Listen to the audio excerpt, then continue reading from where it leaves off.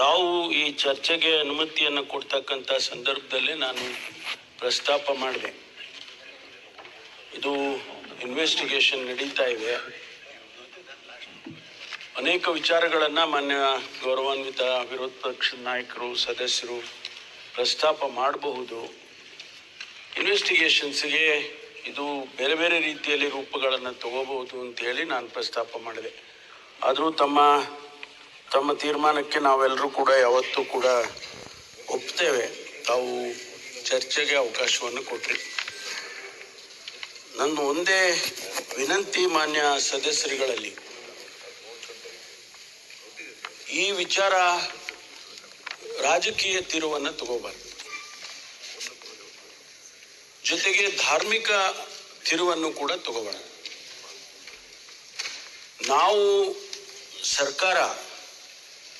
ನಾವು ಯಾವುದೇ ಒತ್ತಡಕ್ಕೆ ಮಣಿದು SITಯನ್ನು ನಾವು ಮಾಡಿಲ್ಲ. Let me make it very clear. Sir, Dinesh Gundu Rao ಅವರು ಹೇಳಿದಾರಲ್ಲ ಸರ್, ಅಧಿಕೃತವಾಗಿ ಗೃಹ ಸಚಿವನಾಗಿ ಹೇಳ್ತಾ ಇದ್ದೇನೆ, ನಾವು ಯಾವುದೇ ಒತ್ತಡಕ್ಕೆ ನಾವು ಮಣಿದಿಲ್ಲ, ಮಣಿಯೋದು ಇಲ್ಲ.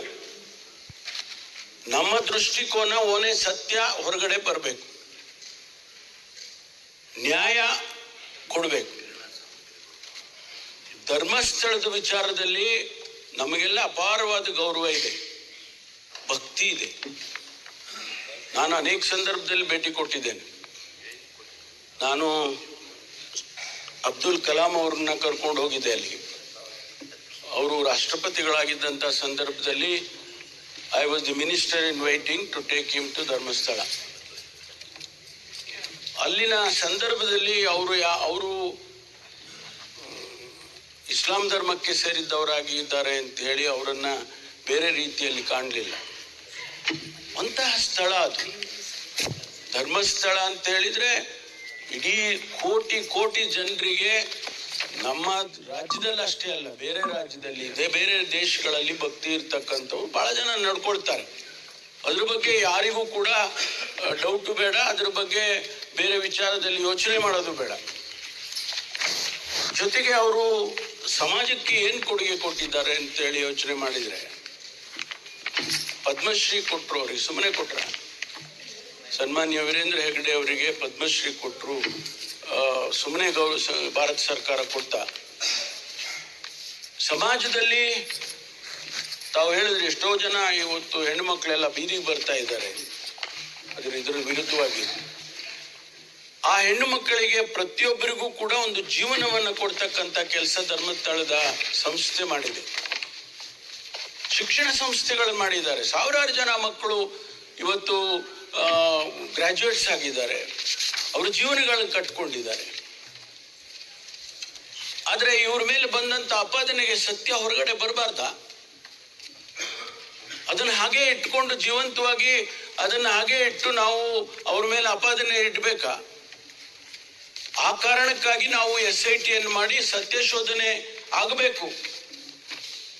ಇದರಿಂದ ಅವರು ಹೊರಗಡೆ ಬರಬೇಕು ಅಂತ ಹೇಳಿ ನಾವು ಮಾಡಿರ್ತಕ್ಕಂಥ, ನಾವ್ಯಾವ ಒತ್ತಡಕ್ಕೆ, ಯಾರೋ ಹೇಳೋರು ಹೇಳ್ತಾರೆ, ಬೇಕಾದಷ್ಟು ಜನ ಹೇಳ್ತಾರೆ. ಇವತ್ತು ಆ ವ್ಯಕ್ತಿ ಬಂದು ತೋರಿಸಿದಾನೆ, ಹೌದು, ನ್ಯಾಯದ ದೃಷ್ಟಿಯಿಂದ ನಾವು ಮಾಡುವಂತ ಕೆಲಸ, ಪೊಲೀಸ್ ಮಾಡುವಂತ ಕೆಲಸ ಮಾಡ್ತಿದ್ದಾರೆ. ಹಂಗಂತ ಹೇಳಿ ಅವನು ಏನ್ ಹೇಳಿದ್ರು ಕೇಳ್ಕೊಂಡು ಏನ್ ಹೇಳಿದ್ರು ಮಾಡ್ಕೊಂಡು ಹೋಗುವಂತ ಪರಿಸ್ಥಿತಿಗೆ ಪೊಲೀಸ್ ಇಲಾಖೆ ಬರೋದಿಲ್ಲ. There is an end to it. ಅಂತ್ಯ ಆಡ್ಲೇಬೇಕು, ಆಡ್ತೀವಿ. ಅವತ್ತಿಗಾದ್ರೂ ಸತ್ಯ ಆಚೆ ಬರುತ್ತೆ. ಅವತ್ತು ಆ ವ್ಯಕ್ತಿ ಏನ್ ಹೇಳಿದಾನೆ, ಇವತ್ತು ಅದು ಅಸತ್ಯ ಆಗಿದ್ರೆ ಕಾನೂನಲ್ಲಿ ಅವನ ಮೇಲೆ ಶಿಕ್ಷೆ ಮಾಡೋದಕ್ಕೆ ಅವಕಾಶ ಇಲ್ವಾ? ಈಗ ಹೊಸದಾಗಿ ಬಂದಿರತಕ್ಕಂಥ BNSS ನಲ್ಲಿ ಅದಕ್ಕೆ ಅವಕಾಶ ಕೊಟ್ಟಿದ್ದಾರೆ. ಯಾರು ಸುಳ್ಳು ಆಪಾದನೆ ಮಾಡ್ತಾರೆ, ಯಾರು ಅಸತ್ಯ ಮಾಡ್ತಾರೆ, ಅಂಥವ್ರ ಮೇಲೆ ಕಾನೂನು ಕ್ರಮ ತಗೊಳ್ಳೋದಕ್ಕೂ ಕೂಡ ಇವತ್ತು ಅವಕಾಶ ಇದೆ. ಆದ್ರಿಂದ ಸುಲಭನಾಗಿ ಯಾರೋ ಏನೋ ಹೇಳಿದ್ರು, ತಪ್ಪು ದಾರಿಗೆ ತಗೊಂಡು ಹೋದ್ರು ಅದನ್ನ ಅಂತ ಹೇಳಿ ತಿಳ್ಕೊಳ್ಳೋದು ಬೇಡ. ಸರ್ಕಾರ ಏನ್ ಮಾಡಿದೆ? ಸರ್ಕಾರ ಅಲ್ಲಲ್ಲ, 2 ನಿಮಿಷ ಮುಗಿಸ್ತೀನಿ. ಏನ್ ಮಾಡಿದೆ ಸರ್ಕಾರ? ಇಷ್ಟೊಂದು ತಾವು ಮಾತಾಡಿದಂತೆ ಎಲ್ಲರೂ ಕೂಡ ಸರ್ಕಾರ ತಪ್ಪು ಮಾಡಿದೆ, ಸರ್ಕಾರ ಏನ್ ತಪ್ಪು ಮಾಡಿದೀವಿ? What is the mistake we have done? We just want to know the truth.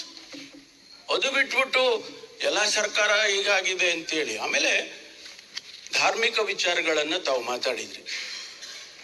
ಯಾರಾದ್ರೂ ನಾವು ಸರ್ಕಾರದ ವತಿಯಿಂದ ಮುಖ್ಯಮಂತ್ರಿಗಳಾಗ್ಲಿ, ನಾನಾಗ್ಲಿ, ಉಪಮುಖ್ಯಮಂತ್ರಿಗಳಾಗ್ಲಿ, ಯಾರಾದ್ರೂ ಸಚಿವರು ಆ ವಿಚಾರದಲ್ಲಿ ಏನಾದ್ರೂ ಪ್ರಸ್ತಾಪ ಮಾಡಿದೀವ? We have given them a free hand. ಒಂದು ಫೋನ್ ಕಾಲ್ ಮಾಡಲಿಲ್ಲ ನಾವು ಯಾರು ಕೂಡ ಆ ಮುಖ್ಯಸ್ಥರಿಗೆ. ಯಾಕೆಂದ್ರೆ ಸತ್ಯ ಆಚೆ ಬರ್ಬೇಕು. ನಾಳೆ ನೀವು ಹೇಳ್ತೀರಿ, ಹೌದು ನೀವು ಇನ್ಸ್ಟ್ರಕ್ಷನ್ಸ್ ಕೊಟ್ಟಿದ್ದೀರಿ, ನಿಮ್ಮ ಸೂಚನೆ ಮೇಲೆ ನಡೀತಾ ಇದೆ ತನಿಖೆ ಅಂದ್ರೆ ತನಿಖೆ ಆಗೋದಿಲ್ಲ ಅದು. ಆದ್ರಿಂದ ನಾವು ಇವತ್ತು ಮಾನ್ಯ ಅಧ್ಯಕ್ಷರೇ, ಈ ವಿಚಾರ ನ್ಯಾಯಯುತವಾಗಿರ್ಬೇಕು, ಸತ್ಯ ಹೊರಗಡೆ ಬರಬೇಕು. ಇದರಲ್ಲಿ ರಾಜಕೀಯ ಬರಬಾರ್ದು, ಧರ್ಮನೂ ಬರಬಾರ್ದು, ನ್ಯಾಯ ಬರಬೇಕು. The truth has to come out in the framework of the law. ಅಷ್ಟನ್ನ ನಾನು ಹೇಳ್ತೇನೆ. ಉತ್ತರವನ್ನ ನಾನು ಸೋಮವಾರ ಕೊಡ್ತೇನೆ. ಧನ್ಯವಾದಗಳು. ಓಕೆ, ಯೂತ್ ಭಾಷಣ